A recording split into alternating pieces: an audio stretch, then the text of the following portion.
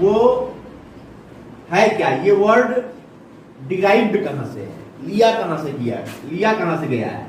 क्योंकि पार्टिसिपल एक वर्ड है जिसको हम समझेंगे कि पार्टिसिपल का मतलब क्या होता है तो समझ में आ जाएगा कि ये काम क्या करता है। क्योंकि किसी भी वर्ड की यदि आपको डेफिनेशन सही से पता हो तो उसका कार्य भी पता हो जाएगा।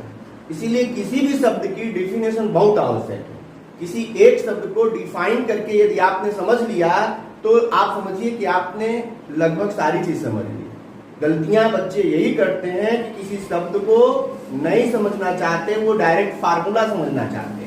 इसीलिए फार्मूले पर तो आप कुछ सेंटेंसेस सेट करते हैं, कभी कभी फार्मूला क्या होता है किसी सेंटेंस पर फिट नहीं होता तो वहां पर हमें उसके डेफिनेशन को समझना होता है। और डेफिनेशन समझ गया तो फार्मूला भी समझ में आ जाएगा। और जहां कहीं सब वाक्य को जोड़ते समय शब्दों को नहीं बैठा पा रहे हैं तो आप डेफिनेशन पे जाएंगे तो क्लियर हो जाएगी। जैसे हम पार्टिसिपल को समझते हैं, पार्टिसिपल है एक नॉन फाइनाइट वर्ब जिसे हम असीमित क्रिया कहते हैं और ये डबल पार्ट ऑफ स्पीच होता है। क्या होता है? Double part of speech. ये क्या है? तो डबल पार्ट ऑफ स्पीच क्यों हो गया ये? तो डबल का मतलब हो गया दोहरा पार्ट ऑफ स्पीच का काम करता है। यानी ये जो पार्टिसिपल है ये दोहरे पार्ट ऑफ स्पीच का काम करता है। यानी एक तो बनता किससे है? पार्टिसिपल बनता किससे है? वर्ब से। पार्टिसिपल बनता किससे है? वर्ब से। और काम किसका करता है? तो एडजेक्टिव या एडवर्ब का काम करता है। अर्थात ये दो पार्ट ऑफ स्पीच में अपनी हिस्सेदारी निभाता है। इसीलिए पार्टिसिपल जो शब्द है वो डिराइव्ड है पार्टिसिपेयर से। बना कहां से है? पार्टिसिपेयर। ये पार्टिसिपेयर कहां से आया है? तो इसका मतलब आप कॉमन वर्ड यूज करते हैं, पार्टिसिपेट कहते हैं। पार्टिसिपेट माने होता है हिस्सा लेना। किसी कार्य में हिस्सा लेने की प्रक्रिया को पार्टिसिपेट कहते हैं। या कहीं हम काम किसी भी कार्य में जब भाग लेने के लिए हम जाते हैं तो पार्टिसिपेट होता है। तो पार्टिसिपेट से ही ये बना हुआ शब्द है जो पार्टिसिपल है। पार्टिसिपेट कहां करता है? ये पार्टिसिपल पार्टिसिपेट कहां करता है? तो पार्टिसिपल पार्टिसिपेट करता है पार्ट्स ऑफ स्पीच में। यानी एक पार्ट ऑफ स्पीच में बनता है और दूसरे पार्ट ऑफ स्पीच में पार्टिसिपेट करता है। जैसे वर्ब से बनता है और एडजेक्टिव या एडवर्ब में पार्टिसिपेट करता है, इसीलिए इसका नाम पार्टिसिपल है। पार्टिसिपल का मतलब हिस्सेदारी लेना। कहां हिस्सेदारी लेना? तो ये जो पार्टिसिपल है वो वर्ब से बनेगा और एडजेक्टिव और एडवर्ब का काम करेगा। इतनी बात क्लियर हो गई। अब देखो, अब आइए फार्मूले पर कि ये पार्टिसिपेट तो करता है। जिन चीजों को लिखना हो लिखते चलना, ठीक है, और समझते भी रहो। तो इसमें जो है पार्टिसिपल अब बनते कैसे हैं या क्या क्या होते हैं इन पर चर्चा करते हैं। तो पार्टिसिपल जो है वो तीन होते हैं। एक होता है प्रेजेंट पार्टिसिपल,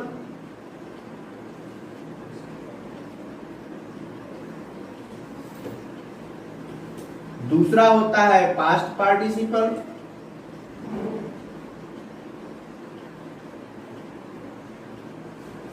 और तीसरा होता है परफेक्ट पार्टिसिपल।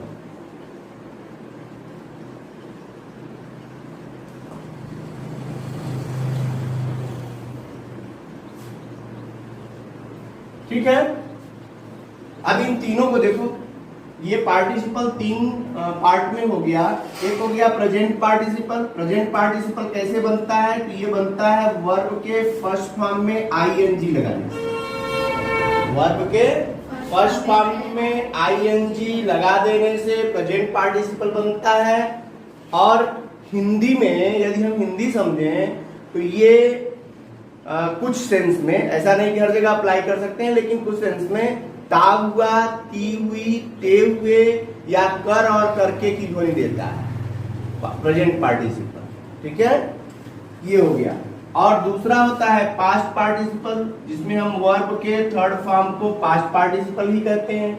आपने पढ़ा होगा जो है वर्ब का फर्स्ट सेकेंड थर्ड फॉर्म लिखा होगा। आप अपनी बुक में देखिए तो वहां प्रेजेंट और आईएनजी फॉर्म भी होता है। तो फर्स्ट फॉर्म को प्रेजेंट फॉर्म कहते हैं, सेकेंड फॉर्म को पास्ट फॉर्म कहते हैं।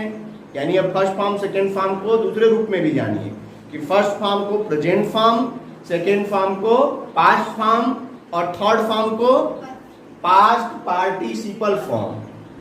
वहां लिखा होगा, क्योंकि थर्ड फॉर्म की क्रिया को क्या कहते हैं? Past participle. ठीक है, वो चाहे जहां रहे, थर्ड फॉर्म की क्रिया को पास्ट पार्टिसिपल कहते हैं। और इसमें क्या है कि ये एडजेक्टिव का कार्य करता है। इसका एडजेक्टिव का कार्य करता है। और इससे हिंदी में यदि आप इसको समझेंगे तो या हुआ, ई हुई, ए हुए की ध्वनि निकलती है। जैसे थर्ड फॉर्म की क्रिया आप अभी तक कहां जानते हैं? तो थर्ड फॉर्म की क्रिया जो है परफेक्ट टेंस में प्रयोग होती है।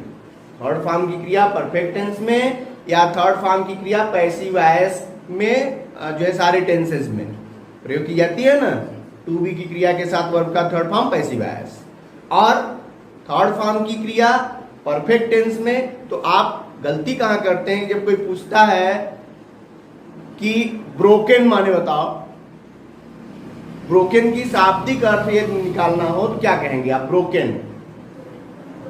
तो ब्रोकन का शाब्दिक अर्थ होगा वही पास्ट पार्टिसिपल की जो है वो ध्वनि है, साउंड है कि या हुआ, ई हुई, ए हुए जोड़ दो, वही साउंड निकल जाएगा। तो ब्रेक माने क्या होता है? तोड़ना। तो ब्रोकन माने टूटा हुआ या टूटी हुई। जैसे गो का थर्ड फॉर्म गॉन, तो गॉन का जब हिंदी गया हुआ। ठीक है, यानी या हुआ, ई हुई के साथ निकालेंगे। ये आप ध्यान दीजिए, बच्चे क्या करते हैं? गॉन माने जा चुका, क्योंकि चुका, चुकी, चुके जो है वो परफेक्ट टेंस में एक सिंबल बना दिया गया है, तो उसी को हम मान लेते हैं कि यही परफेक्ट टेंस में। ऐसा कुछ नहीं होता। आप जानिए कि वो थर्ड फॉर्म की क्रिया क्या है, चाहे जहां हो, चाहे वो पैसिव वॉइस की थर्ड फॉर्म की क्रिया हो, चाहे एक्टिव वॉइस के थर्ड फॉर्म की क्रिया हो, या कहीं भी थर्ड फॉर्म की क्रिया होगी तो वो क्या कहलाएगी? Past participle. ठीक है, और पास्ट पार्टिसिपल एडजेक्टिव का काम करता है, इसीलिए उस नाउन के पहले प्रयोग होता है जिसकी वो विशेषता बतलाता है। डेफिनेशन हमेशा दिमाग में रखेंगे कि जो एडजेक्टिव का काम करेगा वो कहां प्रयोग होगा?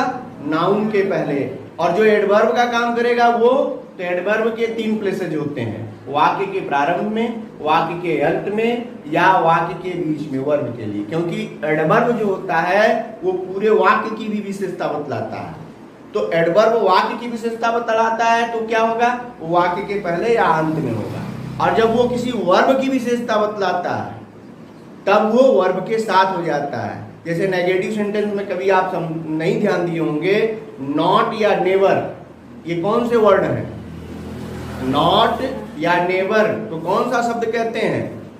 एडवर्ब। ये कौन सा शब्द है? एडवर्ब। यानी ये पूछा जाए कि नॉट, नेवर, ऑलवेज, ये कौन से वर्ड हैं?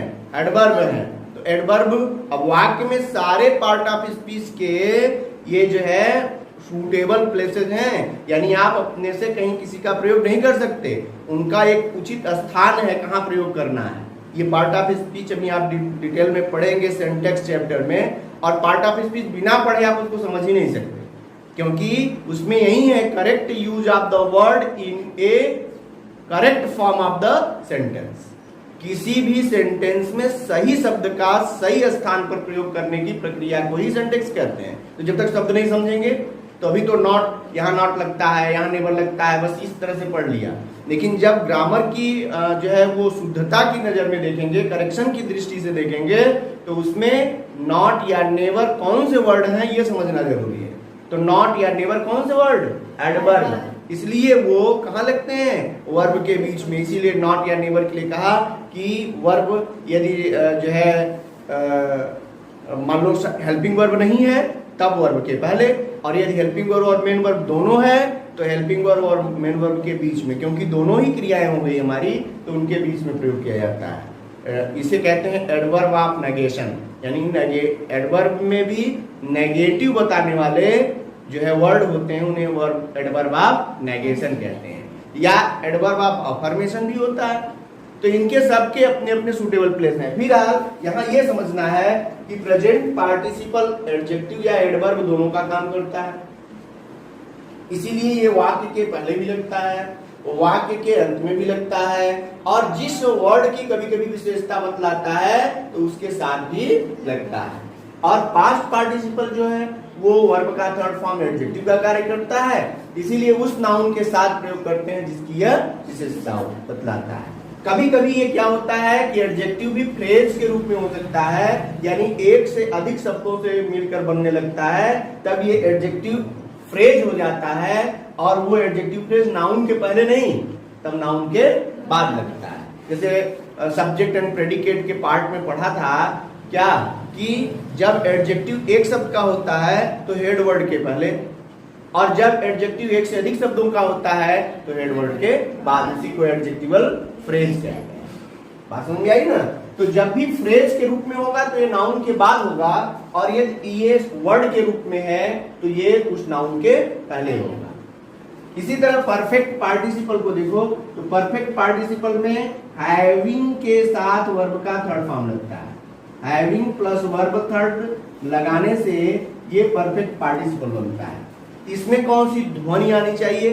तो ध्वनि इसमें भी करने के बाद, करके, ठीक है, कर, ये सब ध्वनि, जैसे काम समाप्त करके, करके वह स्कूल चला गया, ठीक है।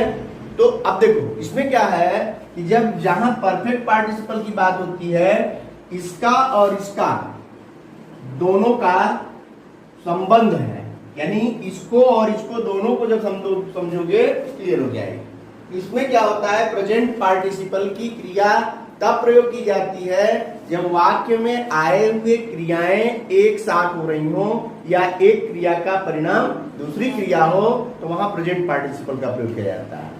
और यदि एक वाक्य की आई हुई क्रिया के समाप्त हो जाने के बाद दूसरे वाक्य की क्रिया हो रही हो, मीन्स यदि दोनों क्रियाओं के बीच में इंटरवल हो या गैप हो, तो वहां पर परफेक्ट पार्टिसिपल का प्रयोग किया जाता है।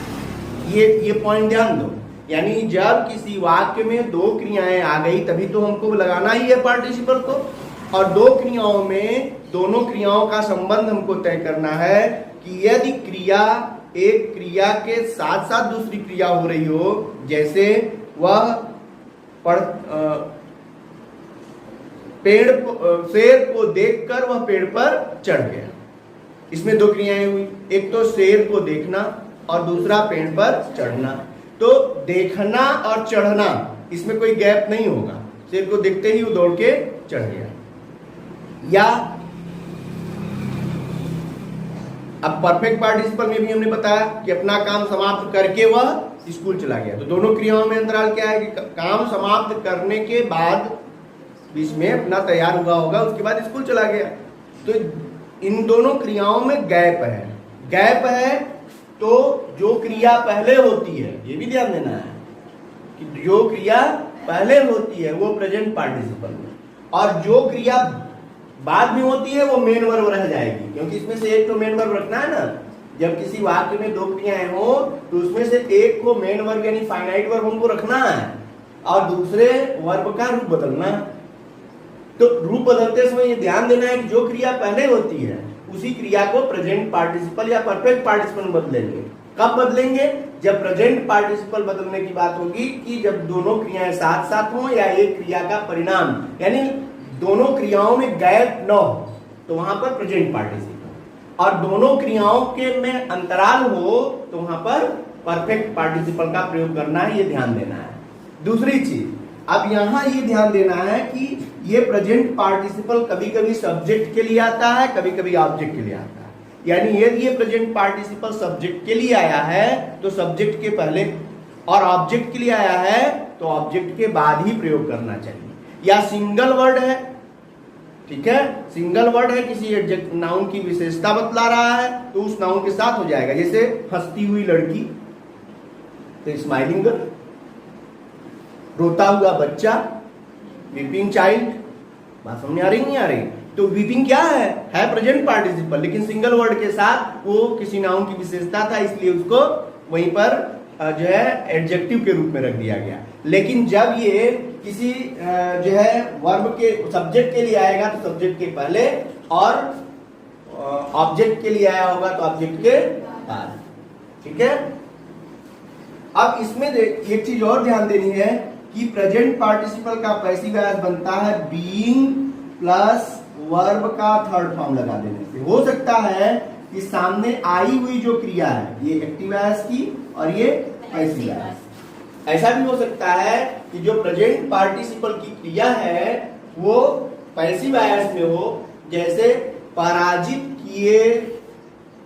पराजित होकर या पराजित किए जाने के बाद या पराजित होकर वह